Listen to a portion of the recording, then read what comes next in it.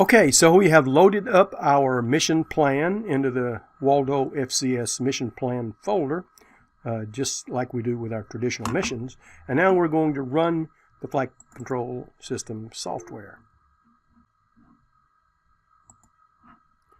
As you can see, there are now 3 different colors for our missions. The black is for the traditional polygon mission with the linear flight lines.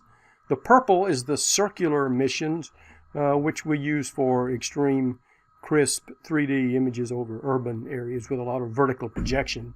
And now the blue, the dark blue, is for our linear feature, which we just planned prior to this section. Let's click the simulation. This, as you can see, is the road that we planned in the barely visible white. We see the smooth actual trajectory in the red, and we're going to fly this using steering commands. We click OK. We're going to click OK again. The simulation has actually started. Of course, we're going to intercept GPS and replace it with a simulated value for GPS. We have the steering bar up at the top, as we normally do.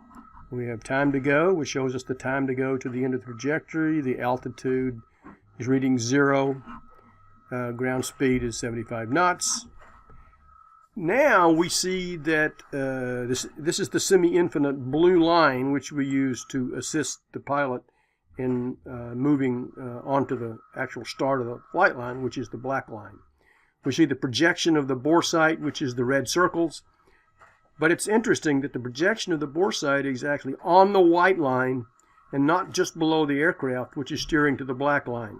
You can see that as the aircraft steers to the vertical line, just as in our normal flight control, the plane is using aileron turns now and not skid to turn, and he's steering to the black line. However, the camera, as we see from the inset, is moving with respect to the airplane. It's pointing off to the right now as the road is moving to the right. The bore sight now is coming back to the center under the airplane.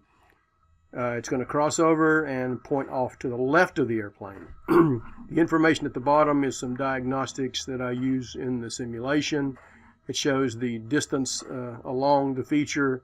It shows the roll required to point at the line and the actual motor command. In flight, we will see the roll is active because the airplane is rolling, and we're using the IMU GPS system to monitor the roll. All of that geometry is required in order for us to point the camera bore sight at the linear feature. What's going to happen is we're going to progress down the one northern flight line. We're going to turn around, come back along the southern flight line, and in both cases, the bore sight is going to point directly at the linear feature that was programmed. So when we finish and process the data using something like Pix4D or Skyline, we will have 2 sets of imagery, both of which overlay precisely, so we'll have roughly 100% side lap. But they will be taken from 2 spaced locations, so we will get good stereoscopic information to produce a 3D model of the road.